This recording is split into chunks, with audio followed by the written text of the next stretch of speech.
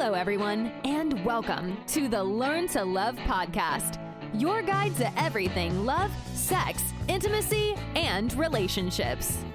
Each week, your host, Zach Beach, interviews new experts on love, including couples therapists, relationship coaches, sex educators, and best-selling authors. Learn the best tips and cutting-edge wisdom to better love yourself, others, and the world. Thanks so much for joining us. We hope you enjoy the show.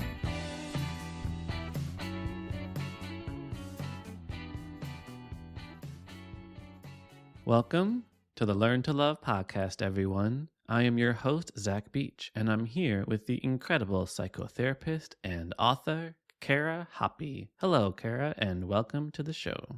Hey, Zach. Thanks for having me. Thanks for coming on, and today we're going to be talking about surviving parenthood. And for those that don't know, Kara Hoppe is a psychotherapist, teacher, feminist, and she's a mother herself.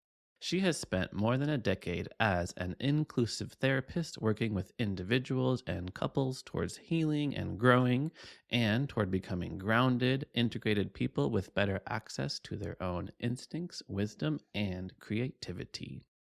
Her work has been featured in such publications as The Atlantic, Parents Magazine, Fatherly, and YourTango. Hoppe also offers virtual retreats for parents and expectant couples, all based on her new book, Baby Bomb, a relationship survival guide for new parents. How are you today, Kara? I'm well. So sorry if I laughed at your title. I was just imagining this big explosion because I want to go into this book. You have this lovely book all about surviving parenthood, and it's titled Baby Bomb. And I'm actually looking at the cover right now, and it actually looks like a very lovely bomb. It's an explosion of hearts in multi-colors, and it's really quite pretty. So what's the basic idea behind a baby bomb? Well, as you said in my intro, Zach, I'm a couple therapist. I was a couple therapist before I was a parent, and I like to have thought like I was helping people with their relationships and was enjoying like a really happier, more often than not relationship with my husband, Charlie. And I didn't know, many parents don't know, so many different things change in parenthood. I didn't know how my marriage was going to be impacted. I didn't realize I was going to become a different person and my husband was going to become a different person. And our partnership was going to have to like really level up to reflect this new status now that we were not just lovers and partners, but parents, and like what that meant with collaboration and intimacy and teamwork. Even as a couple therapist, I just didn't see that coming. So when I was in the throes of it with my husband, I just went to every tool from my couple therapy toolbox and we were applying them to our own partnership. And I was like, I need to write a book about this because this is a thing, So that's where Baby Bomb came, was from my own bomb in my marriage, which was obviously having our son was the greatest thing ever, period. And like we had to level up our marriage, and we had to figure out what that meant. So I'm curious, when you mentioned that you didn't realize you were going to be a different person and your partner was going to be a very different person. What does that mean? What sort of changes do people experience in their own selves as they transition to parenthood? Well, I think becoming a parent is one of the most vulnerable, transformative life events. I mean, there's so many hopes and fears in the act, and the act of becoming a parent is a new identity that you're never recused from. You're never not a parent, and there is no other experience like that with like the relentlessness of it. I remember like one night in early parenting, I don't know how old Jude was, but Jude's our son. But I was so tired and he was crying in the middle of the night. And I remember having this thought of like, somebody bring in the cavalry, and then it like hit me. I'm like, I'm the cavalry. I am his mother. Like, like that is me now. And I never had like a responsibility like that to another person. Um, Even being responsible to my marriage and being responsible to the choice I made and being in my marriage was nothing like being responsible as a parent. Hmm. And it's endless in its responsibility. I mean, parents like listening to this, I mean, after I don't even know how many months of the pandemic, we're just like in like navigating how do you best like juggle all the different needs of your child for the Hmm. social needs, the safety needs. I mean, it's a tremendous responsibility that we don't get a break from. Hmm. So that in itself had a transformative impact, I think, on me and my husband. But then also all those hopes and fears about like, I mean, everybody wants to come into parenthood. I mean, probably not everybody, but I think most people come into parenthood wanting to like do something differently than their parents did, do Hmm. something better. Even with great parents, there's always room for like something to be better or different. And you don't also, Zach, like you don't really know what you're doing either. Like, so there's like everybody, like you learn in early parenthood, there's like no learning curve. Hmm. Like just every moment you're learning like how to meet this person as they are, your child, your baby, anew moment by moment by moment, and there's such a vulnerability in that, and you're witnessing you're watching your partner do that in tandem. They're watching you do that, and you're both kind of fumbling around with like varying moments of success and failure, and like watching each other, and the Hmm. stakes, they feel high. Having an older child now, I realize like things turn out okay. But in the beginning of it, it's just like, oh my God, they need a nap, like it's just, Yeah, there's that big transition point, I think, for a lot of parents from like the first child to the second is like the first child like puts something in their mouth and you're like, oh my God, what's that? What is that? And then the second one, you're like, oh, it's fine, it's fine. That's how they that's how they explore the world. right, exactly. That experience that you don't have as brand new parents leads for like a confidence and an ease and like sea legs of like, it's okay if they don't nap today, or like they're safe enough doing this. But when you don't have that experience, you just have a lot of hopes and fears. Hmm. Now, some say that there's literally nothing that can prepare a person and all that it takes to become a parent. And you mentioned how, in dealing with your own challenges of your firstborn, is that you really thought about what tools in the couples therapy toolbox that you might bring into the relationship. And then you also gave birth to this book. So, what's your opinion on how well can we prepare ourselves for this totally unknown and uncertain future that is raising a child to be its own independent being? That's a great question. I think the answer for me, at least, Zach, is it's a paradox. Mm. Like, on one hand, there is no real preparation, it's really on the job training. Hmm. And you learn as you go, because when your baby, however it is, however it comes to you, whether if you have a birthing person or there's an adoption or there's a surrogate, like no matter how they come into your family, they are their own person and they have their own journey and their own personality. So you're going to have to be getting a person that hasn't, getting to know a person who's never existed before. Neither have Hmm. you ever existed as a parent before. So like on one hand, like you cannot prepare for it. And on the other hand, you can be really thoughtful in thinking beyond the birth or like welcoming your baby home, however it is they come home. Mm. You can like think about like, what kind of care do I need postpartum? Or like, how can I bring my family in? How can I, and like, of course, this is like, really where Baby Bomb shines is like, how can I shore up my partnership? How can we solidify Mm. our team, our strengths together? What agreements can we make so we're better prepared in the things we can for, I'm doing air quotes, like control. Mhm. And I don't think there's a lot of emphasis put on like how couples can prepare for their marriage to be overhauled and changed with the high level of responsibility and stress, or fiscal stress, or physical stress. to the change in your sex life, all of these different changes. I don't think there's a lot of a cultural conversation about that, but putting consideration in beforehand can be helpful. And at the same time, Zach, I hold it with that paradox, and you're going to have to do a lot of on-the-job learning, you know? Mm-hmm. I love that. I do really think a lot of life is understanding how paradoxical it can be and be able to hold two contradictory ideas in our minds. And you mentioned a few things like shoring up the partnership, thinking about what kind of care a person might need postpartum. So tell us a little bit, and to our listeners a little bit unfamiliar with the book, about the basic idea in how you approach helping parents weather the storm.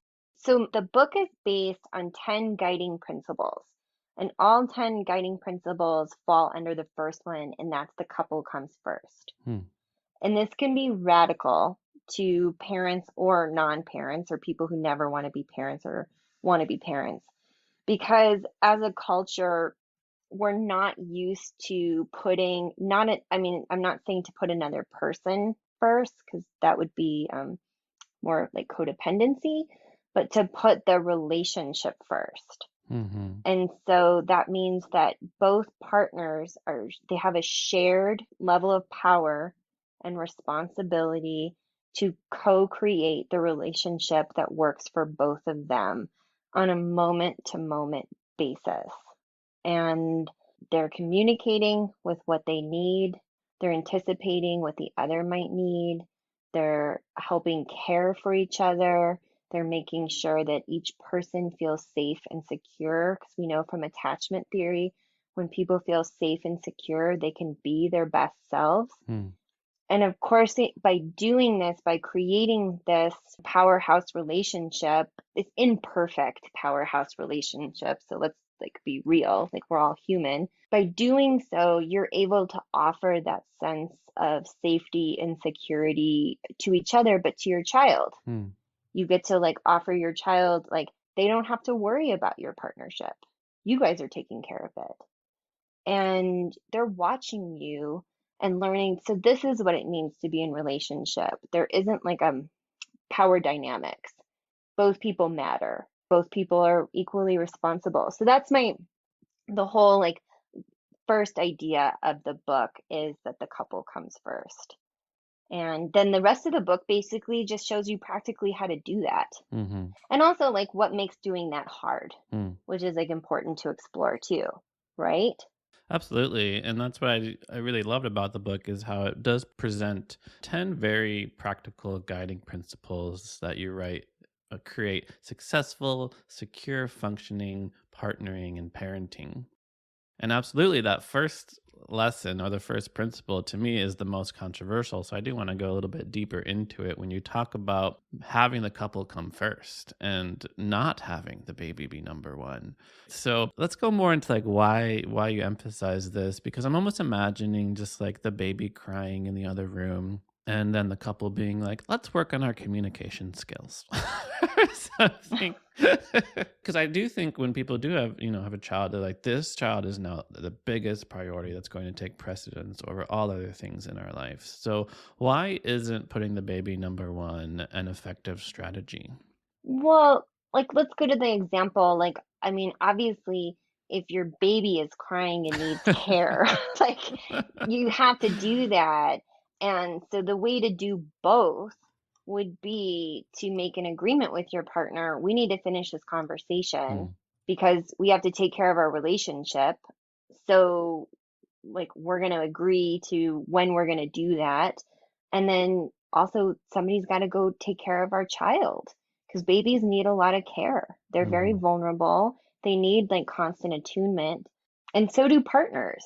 It's not to think about you're not thinking about neglect. It's thinking about what would putting the baby first look like? And what cost would that be to the partnership? That's a lot of pressure to put on a baby, to have to be number one, or the glue that's keeping parents together.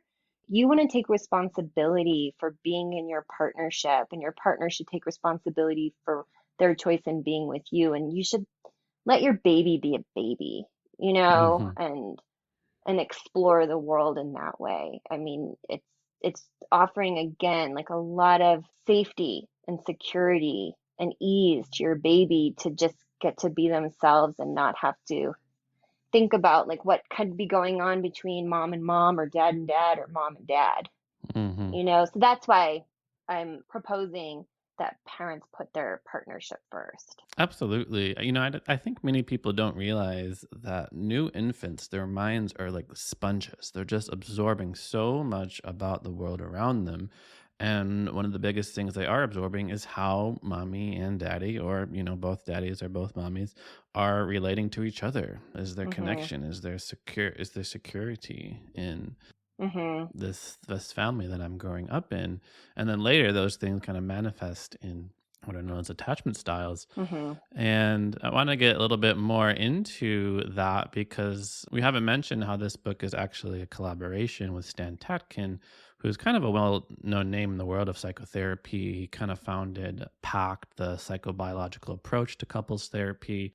So I'm curious how this collaboration came about and how maybe the psychobiological approach kind of informs just these principles and what you write about. Right. Yes. Zach. Yes. Dan Tacken is my co-author. He's also a very dear friend of mine.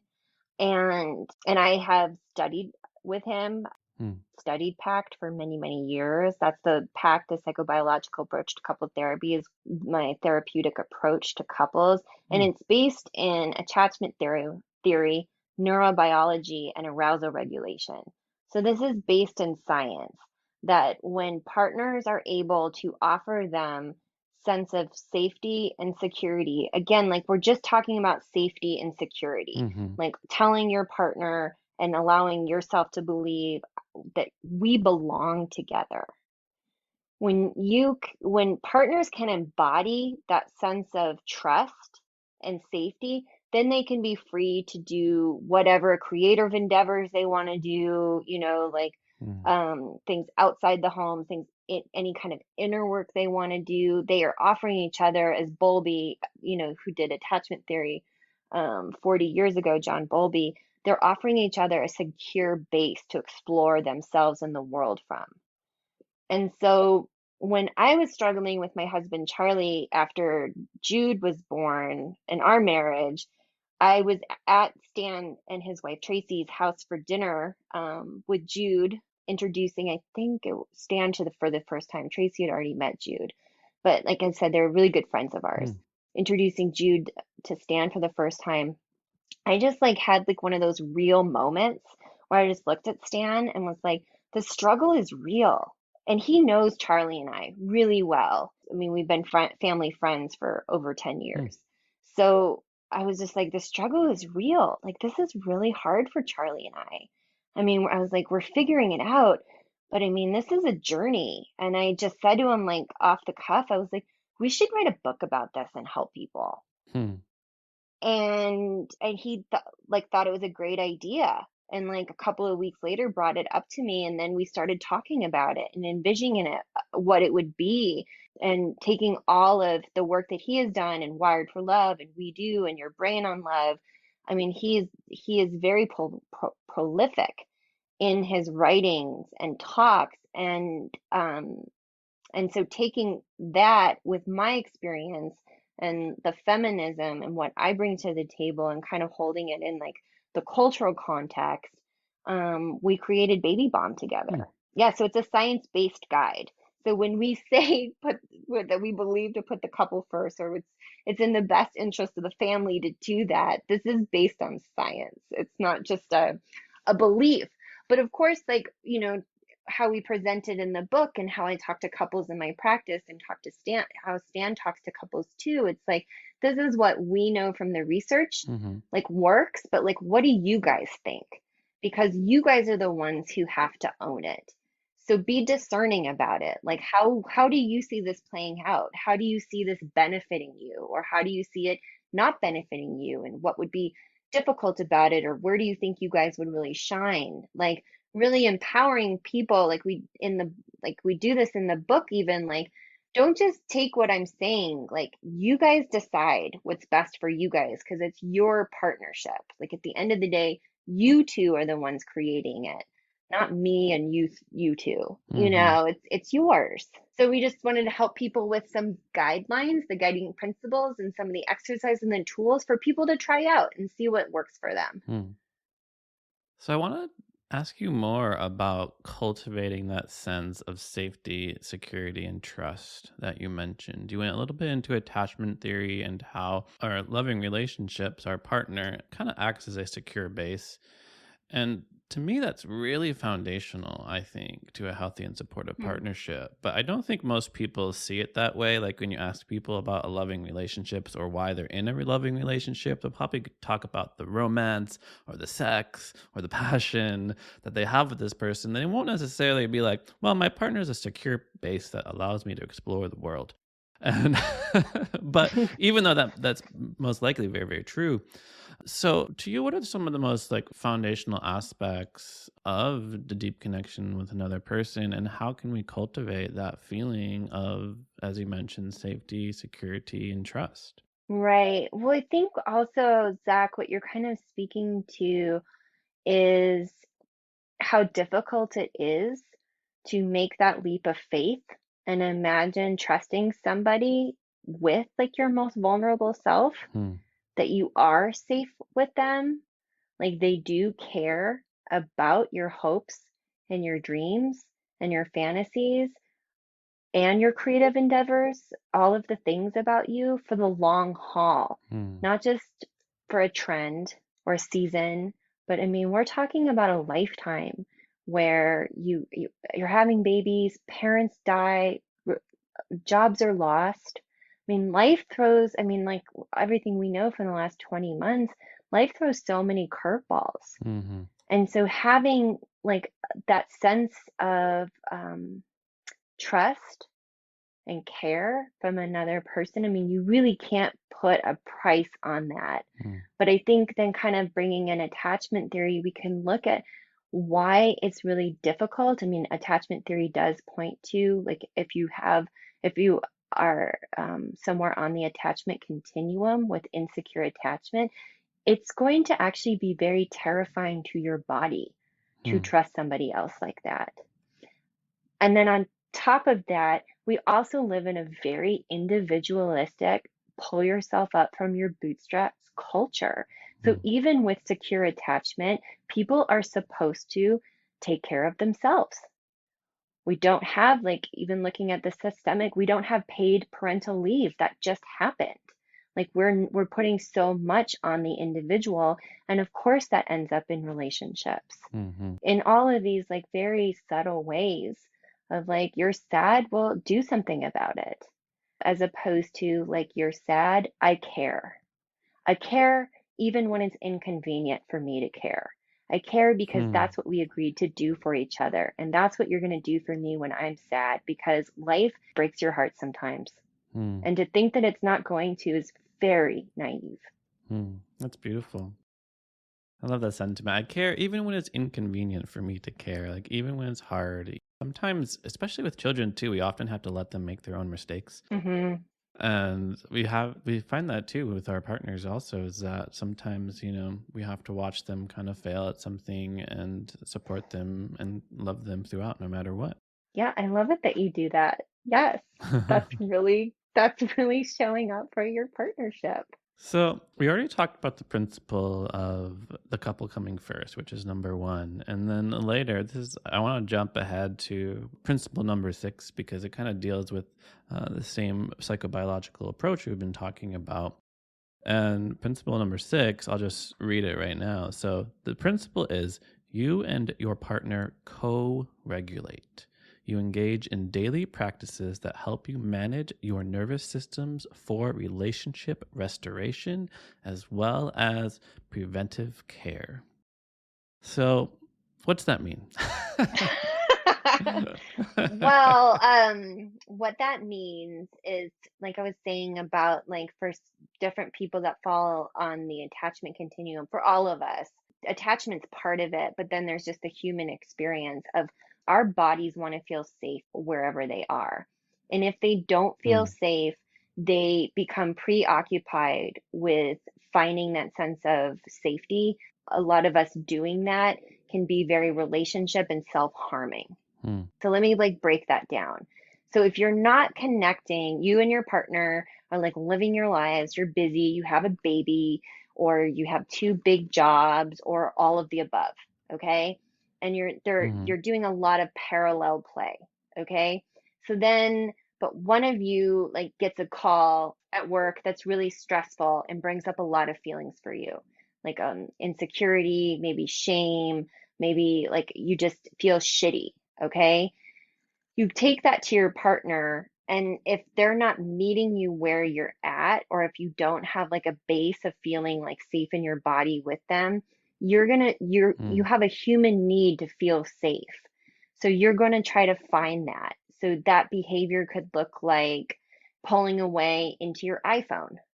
It could look like having more than a glass of wine. I mean, it could look like attacking your partner for something they're doing that just like you're trying to connect with them. You don't even know what you're doing. And before you know it, you're picking a fight. So for like preventative care, we teach couples like how to connect with each other really as two nervous systems, being face to face, eye to eye, attuned to the moment to moment changes that each person's making. And these are not like grand gestures. Like it doesn't have to be this like big hoopla. I mean, like Charlie and I, we're busy people. Right before I got on this podcast, he was working. I walked up to him. I got down like at his level, told him I was working or coming out to be with you, Zach, and how I felt about it. We just looked at each other. I could see the softness and the warmth in his face. I could feel that in my body, that comfort. He didn't even have to say anything besides good luck. And then I was like, okay. I mean, it's very like simple, but all of those moments can like lead you have the same interaction where you get a stressful call at work. And instead of, I mean, you can like sometimes I can conjure up like when I'm stressed out from like our son or work or whatever the many things in life stresses me out in 2021, I can conjure up like Charlie's face, and it's actually soothing to me. And he does the same for me because we do these regular daily practices in the book. Just about being with each other without phones, without other people, but Jude can be there. It's just about gazing into each other's eyes and allowing that to like signal to our nervous systems to come into the present moment. And remember, I'm not in this alone. I'm in this with my favorite person. And he's not alone. He's in it with me. And sometimes he really bugs me and I'm still in it with him. And same, sometimes I'm very annoying and he's still in it with me. I mean, we're people, So in that chapter, there's like a bunch of different ways of doing that, but it's about like having that embodied connection in your nervous system of safety, offering that to each other. Yeah, I appreciate your honesty and vulnerability and also sharing your own experience. And I too really just enjoy and hearing about and learning about the research on how our close interpersonal relationships both soothe and improve our physiological wellness. Even the studies that show, yes, if someone is like in the hospital and then somebody is there to squeeze their hand, that they feel less pain. Yes. Like subjectively, they're in less pain. And it's that connection with another person that helps us feel less pain, bring more joy, be less stressed, be more at peace. And the better a connection is, the better two people are at that sort of co-regulation. So my kind of follow-up question to that is, well, when does healthy co-regulation, interdependence turn into unhealthy codependence? Well, it doesn't turn into it, for one, because interdependence is That's good. interdependence is about two fully imperfectly perfect people helping each other and helping themselves out every day, where no one's needs are more important than the other person's needs. Like, yes, there's seasons in partnership where one person is needier than another person. And then there's reciprocity where that comes back. Like there's an awareness of it and there's like a give and a take. That's interdependence. Mm-hmm. Codependence is I'm afraid this relationship will end if I don't put this other person first. Or I'm Mm. afraid I won't get my needs met unless I'm taking. It's an insecure model based on of a fear of conflict of ultimately of the relationship ending or changing. And there isn't authenticity there where people are coming to each other and saying like this isn't working for me. There's a lot of unsaid things Mm. in a codependent relationship. So it's possible to take a codependent relationship and transform it to an interdependent relationship. But generally, once you have like you're rocking and rolling in an interdependent relationship, you're just becoming more and more differentiated. I mean, we know this from psychology too. The whole idea of interdependence is actually aiding you on your journey of individuation. And so Mm. it's unlikely that people would go um, move back into like a codependent system, but I'm sure it happens. I mean, especially I'm sure it happens if like stressful events happens, like there's a death in the family or, life throws you curveballs or maybe like the birth of a child.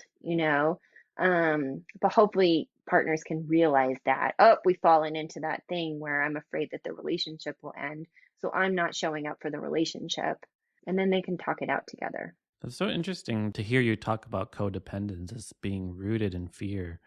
You mentioned the two statements: I'm afraid this relationship will end if I don't put this person first, Hmm. or I'm afraid I won't get my needs yet if I don't continually take. Hmm. So I'm almost like seeing this transition or just this flow of moving from fear Hmm. to love, or moving from fear at least to security.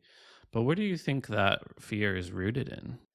Right. I mean, it's probably rooted in early attachment wounding, Hmm. witnessing that was the way it was in my family. I think myself included, a lot of us a lot of couples I work with, myself included, got into bad relationship patterns because I didn't know any differently. Hmm.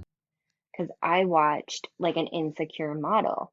My Mm-hmm. parents didn't have like authentic, equal shared power conversations. They weren't big on repair.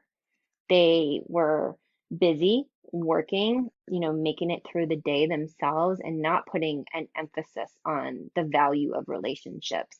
So I was like, oh, Hmm. so that's how you do this. You like it's not like something that's valued. And then in getting my master's in psychology, I was like, oh, wow, that there's so many other ways to do this than that. Hmm. And luckily, like my husband, Charlie, felt the same way. He was like, I want to do something radical and different and build something really cool with you. Like, I want to be safe and authentic and intimate with you and have enough space to be myself and be close enough to feel secure. And I mean, we didn't say it in that language because we didn't have that language, but it like, we were Mm-hmm. just like, fumbling around in the dark, figuring it out based on psychology theory and trying things out, and then also like looking to mentor couples like Stan and Tracy have a really great partnership. And I was like, oh, so there's like another way to do this.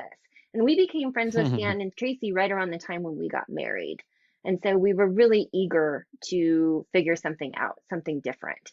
And it's like we were Mm-hmm. both like taking notes because we both believed that we deserved something different than how we had grown up. Hmm. And so then we just been on that journey to figure out what that is and are still on that journey forever, I guess, you know? Mm-hmm. Like, No, I absolutely agree. I think that growth oriented mindset is what's so critical for any people struggling in partnership, is recognizing the conflicts are normal, the problems are normal, and it's your task in partnership and also in life to grow from these challenges and to never stop growing because the potential is unlimited. hmm. Yeah, I think so too. So I want to move on a little bit to sex, because I think this is one of the biggest things that come up when people think about new parents is, as sex goes out the window, as the sleep goes down and they focus so much on the child. We're kind of moving on to guiding principle number 8, Mm-hmm. where you tell people that you and your partner should redefine romance to keep your couple connection alive.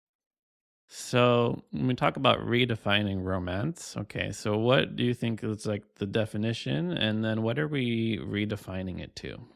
Right. Well, let's talk about sex after baby. Okay, because there's just like not nearly enough conversation about this. If you are a parent and your sex life, you're dissatisfied with your sex life, the research says that you're part of the majority. It's something like 71%, and this is both genders. They don't say in this study what the sexual orientation is of the couple, but it is like both Hmm. genders, men and women, are equally dissatisfied after the birth of a child with their sex lives. Hmm. This is to be expected. So 70% are You dissatisfied. know, Is that like immediately after, and does it last for a certain period of I time? have to check that stat.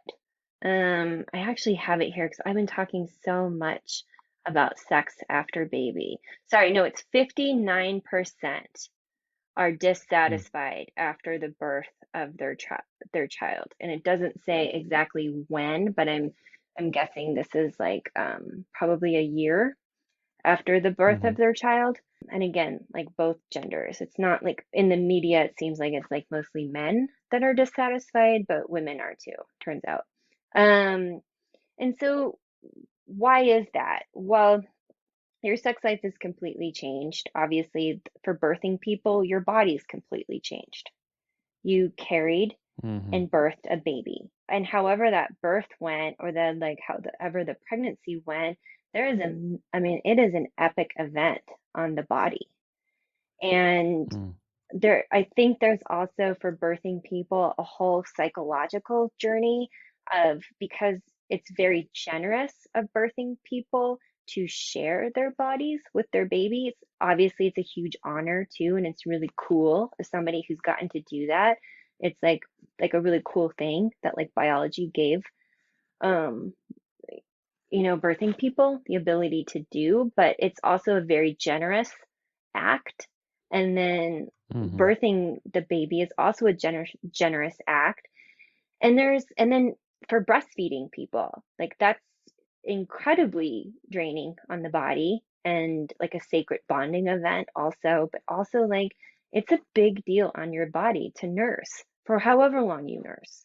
Um, I think there's a psychological thing that happens to birthing people where they use their body in such a generous way to help bring babies into the world that they lose Hmm. touch with being entitled to use their bodies for their own pleasure again. Hmm. There's a journey back of remembering my body likes pleasure. I'm entitled to pleasure. My body likes to do things besides take care of another creature. It likes to move. It likes good food. It likes physical touch and physical intimacy. And I think that that's something that a lot of birthing people don't even realize is going on because they're so in the day-to-day act of taking care of a baby with their body, quite literally. Hmm. So I think that that's like a really big part of it. And then I also think then, of course, then like the sleep deprivation and the lack of spontaneity. Like you can't just all of a sudden be in the mood for sex and have sex anymore. And also, sex probably needs to get redefined depending on how the birth went, you know? Hmm. And all of that is something that like couples, I think, are like alone and trying to figure it out. And you know how things are, Zach, when you're alone with them, that's when like shame can creep in. Like, am I the only person who doesn't want to have sex anymore? Or am I the only person who feels like my partner's rejecting me? Like, and no, you're not, but there isn't like a conversation about it. So in that isolation, I think shame can come, and then the divide between like having a sex life that you both enjoy can become like greater. It can be harder to talk about it, like even with yourself or your partner. So, talking with birthing people about the birth event often by the other partner asking about it. How is your body healing? how are you feeling psychologically about your body? That really lends to physical intimacy coming from that kind of emotional intimacy and attunement. And I think just a lot of non-birthing partners don't know to ask about that and to really Hmm. encourage birthing people to have time to connect with their bodies. Like we talk about in the book about like pouring a bath, being by yourself, connecting with your own body again, not as a person taking care of a newborn or an infant or a baby, but as an individual that like likes their body. And I think non-birthing partners can be like a very important part of that tender journey, just kind of knowing to be attuned to that and how to get like how to have those conversations with each other, how to talk about we're not having sex and I miss it, and Hmm. how to talk about the feelings of like of what it's like to be rejected, not in a blaming way, but like this, I'm hurting and I'm not and I don't want to put pressure on you to have sex. I want you to take the time you need and I'm here to redefine sex with you and I want to be seen too. I mean, all of that is like Hmm. about like having an interdependent, like secure functioning relationship where both people's needs are important and considered and no one's are denied. Well, it's interesting because what's coming up for me listening to you is, you're talking about, oh, the person doing the breastfeeding, for example, is giving up much of their body and they forget about their own pleasure. But I was also thinking that, well, this is part of the bonding process too. Physical connection with the baby does create a sense of bonding. And that in of itself can be a bit of conflict in the relationship when one person is getting all their touch, getting all their connection, right, with the baby, and the other one feels left out. And then when they want that physical touch, the person who's interacting with the baby more ends up being, full of touch they don't want anymore. Right. The whole thing of being overtouched. Right. I mean, that really takes like some like exploring like what's underneath that. It's Mm, usually not just like I don't like I've had this baby on me all day and I am bonding, but I'm also touched out. And now it's hmm. usually connected to I'm getting the sense you want something from me that I don't have to give. And so that's a different conversation. Like that is like the non-birthing person can come to the table with like that, I don't want to ask something from you right now that you don't have to give, and I want to connect with you physically. So how can we figure that out Mm, together? Can I hold you and we watch a movie together? Can I pour a hmm. bath for us? Can I like do something that doesn't feel like I'm asking more of you than you don't have right now? And it's like with that attitude shift, you'd be surprised what couples can come up with. Because over Mm, touch is not really about all the touch, it's about all the needs with the touch. And I'm not saying that hmm. non-birthing people don't have needs that are important, they do. But in order to get those needs met, they have to be attuned to where their partner is. Mm. Does that make sense? Absolutely. When you're mentioning like, well, when there's disconnect in relationship, you might have to talk about your feelings. Right. Right, It's exactly. like, Right. yes, you might have to, ask your partner open-ended questions about how they are feeling, what you can do for them. That you even mentioned, oftentimes physical intimacy arises from emotional intimacy and attunement. Right, right. You might have to talk about your feelings and I'm also add Zach, and you might have to listen Oh no. to how your partner is feeling too. Mm. Like, yes. So that's wonderful. Thank you so much, Kara, for coming on. And unfortunately, we didn't have time to get into redefining romance, but you might be able to answer my final question. Hmm. But those wanting to know what it means to redefine romance can just check out the book Baby Bum, a relationship survival guide for new parents. It's a lovely read. But I have to finish by asking you a question I love to ask all of my guests, which is quite simply, what do you wish everyone knew about love? I like that question. I wish everybody knew how much it could feed you loving others and caring for others. Hmm. not in a self-sacrificing way, but in a empowered way of offering grace and generosity of spirit to those who have earned the trust for you to be able to do that. That you can collect a lot of dividends from those acts of love. Love is a wonderful investment, isn't it? Yeah, totally. It's amazing returns. Thank you so much, Kara Hoppe, for coming on to the show. And for our listeners that want to learn more about you and perhaps work with you, how can they find you? Yes, come to karahoppe.com, KaraHoppe, or find me on the gram at Kara Hoppe. The Instagram, for those, for not everyone in the lingo. Right, the Instagram. I'm on Twitter and Facebook also at Kara Hoppe, but I tend to like the gram the best. And then are you still doing virtual retreats? Yes, I'll be offering one in the spring of 2022 and in the fall of 2022. If you're in the Los Angeles area, I'm going to be offering an in-person one-day event late February, early March in the Pasadena area, just like a one-day couples retreat. So the best way to find out is join my mailing list. Wonderful. Well, thank you so much, Kara, for coming on to the show. And thank you, listeners, for listening to the show. We hope you check out Baby Bum, a relationship survival guide for new parents. If you want to learn more about me, you can head to zachbeach.com and learn more about the show at theheartcenter.com. Thanks again, Kara. Thank you. Thanks for having me. This was so fun. Thanks again for listening to the Learn to Love podcast. To learn more about the show and your host, head over to zachbeach.com or theheartcenter.com. You can also follow Zach on Facebook, Twitter, and Instagram.